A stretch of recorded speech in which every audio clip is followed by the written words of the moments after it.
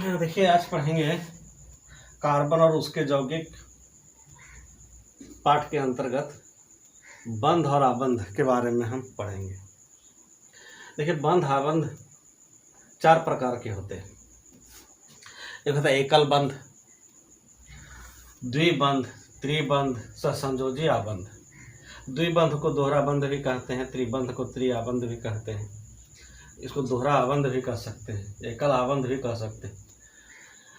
एकल बंध का उदाहरण है H2।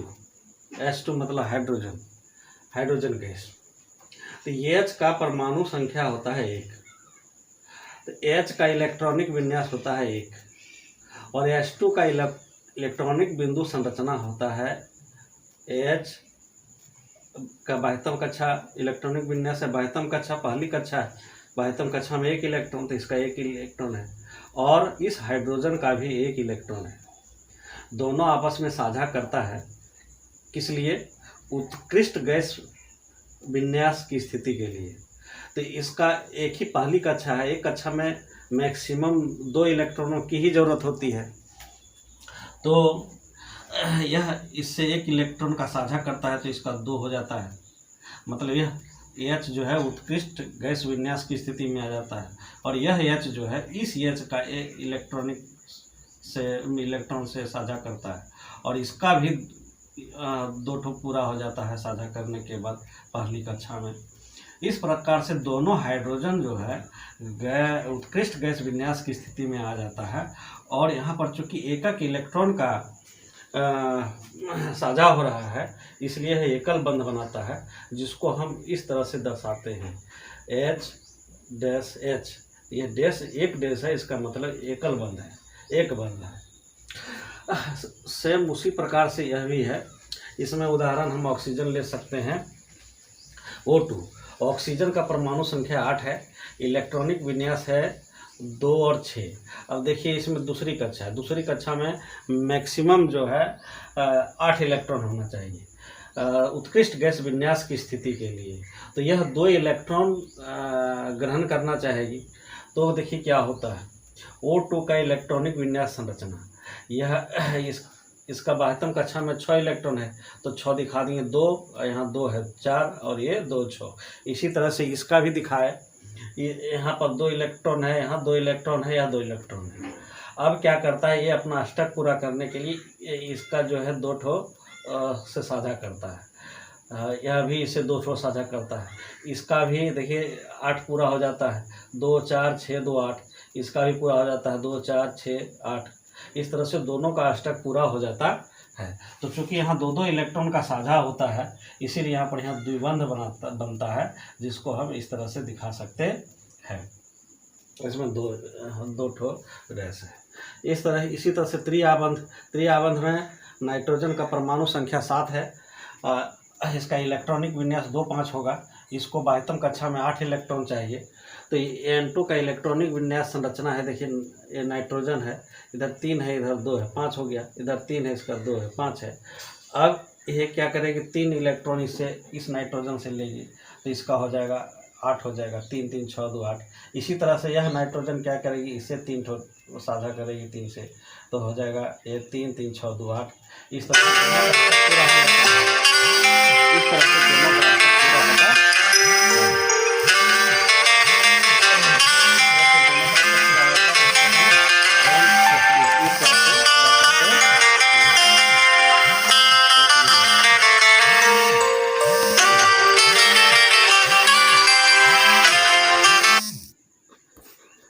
चलिए,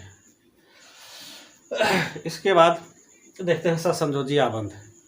सहसंयोजी आबंध में क्या होता है, इसमें हम उदाहरण लेते हैं CH4 मीथेन। तो C का परमाणु संख्या 6 है, C का इलेक्ट्रॉनिक विन्यास 2 4 है, और H का परमाणु संख्या 1 है, H का इलेक्ट्रॉनिक विन्यास 1 है। अब CH4 का इलेक्ट्रॉनिक बिंदु संरचना हम देखते हैं, तो देखिए कार्बन है, कार्बन का बाह्यतम कक्षा में कितने हैं, 4 इलेक्ट्रॉन है, तो चारों एकक ठो है, इधर 1 2 3 4, ये बिंदु से जो दिखाया गया है। अब है हाइड्रोजन का, हाइड्रोजन के बाह्यतम कक्षा में 1 है, तो इसको 1 ठो इलेक्ट्रॉन उत्कृष्ट गैस विन्यास की स्थिति में आने के लिए इसको 1 इलेक्ट्रॉन चाहिए और इसको 4 इलेक्ट्रॉन चाहिए। अब एक हाइड्रोजन जो है सो एक ही इलेक्ट्रॉन से साझा कर सकता है, तो इसलिए यह 1 इलेक्ट्रॉन से साझा करता है।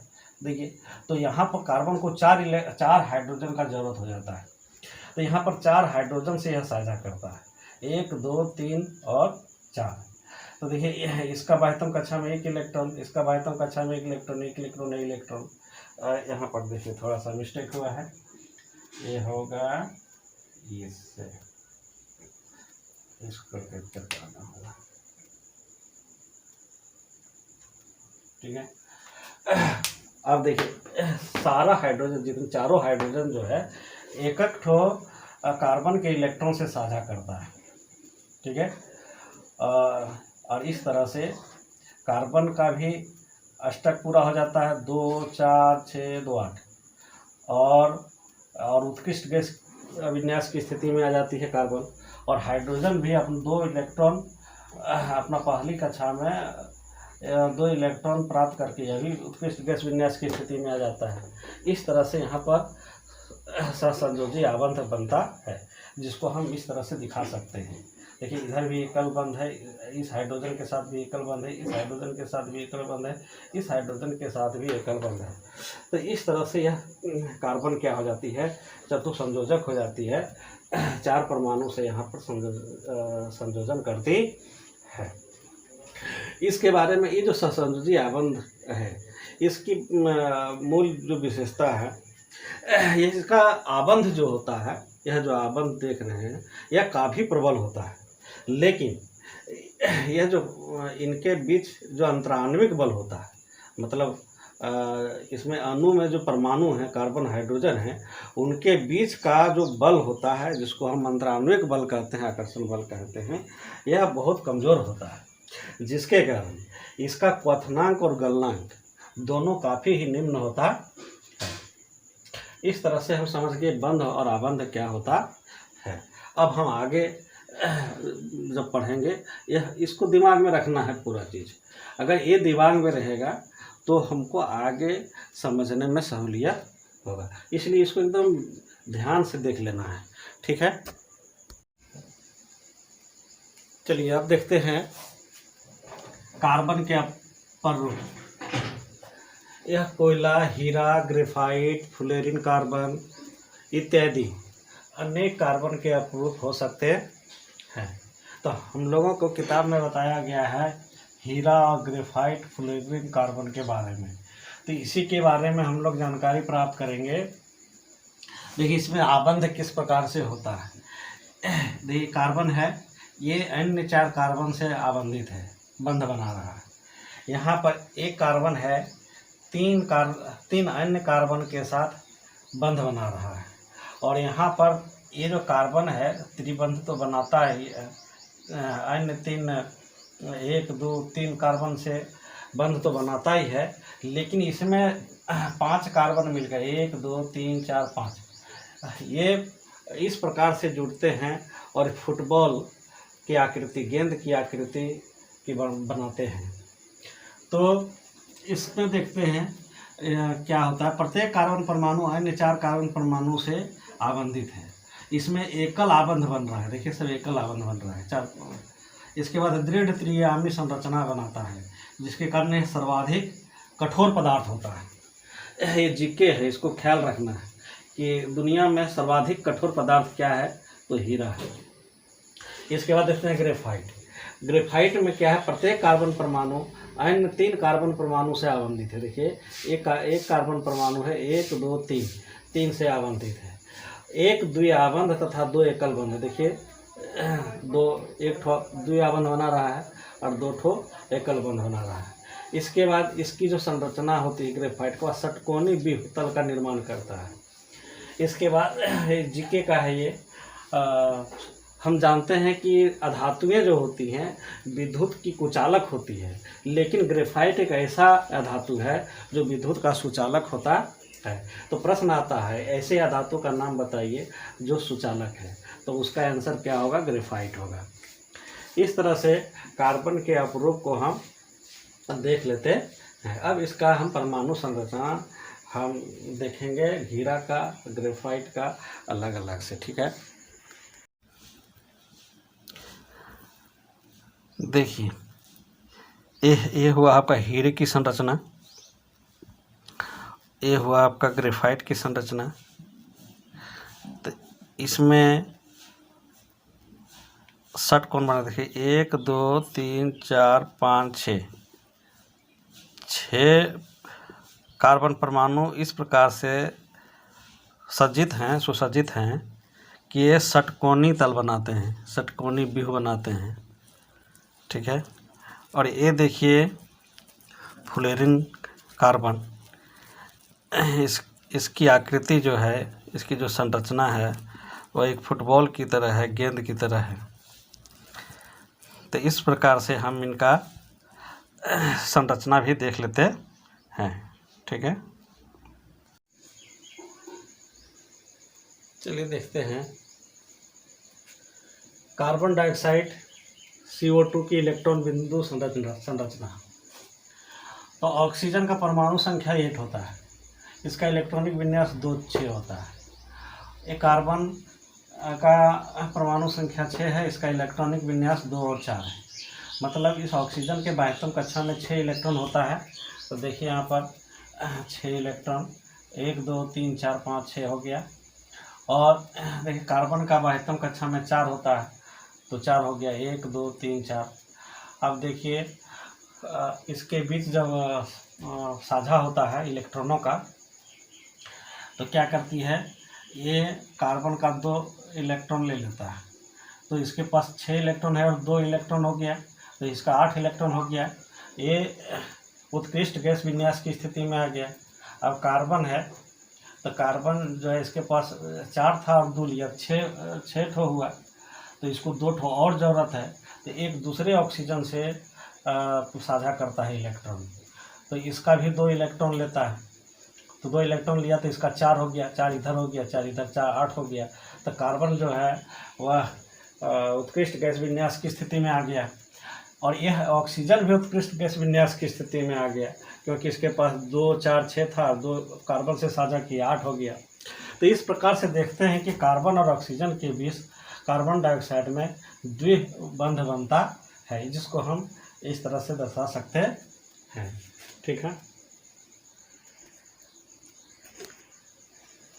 चलिए अब देखते हैं सल्फर, जिसका आणविक सूत्र होता है S8। मतलब सल्फर के 8 एटम जो होते हैं वे एक साथ रहते हैं आणविक सूत्र के रूप में। तो इनका इलेक्ट्रॉन बिंदु संरचना देखना है। तो इसका सल्फर का परमाणु संख्या होता है 16, एटॉमिक नंबर 16। तो इसका इलेक्ट्रॉनिक विन्यास हो जाएगा 2 8 6, मतलब बाह्यतम कक्षा में 6 इलेक्ट्रॉन। तो देखिए यहाँ पर सल्फर का आणविक सूत्र 8 है, तो एक अणु में 8 सल्फर रहते हैं, 1 2 3 4 5 6 7 8। ठीक है, अब यहाँ पे भी देखिए 1 2 3 4 5 6 7 8। उसी तरह से 1 2 3 4 5 6 7 8। अब देखेंगे इसमें, इसको अष्टक पूरा करना है। उत्कृष्ट जितने भी सल्फर परमाणु हैं सबको उत्कृष्ट गैस विन्यास की स्थिति में आना है, अर्थात अंतिम में जो 6 इलेक्ट्रॉन है उसको 8 इलेक्ट्रॉन करना है। 8 इलेक्ट्रॉन करना है, मतलब 2 इलेक्ट्रॉन ग्रहण करना है।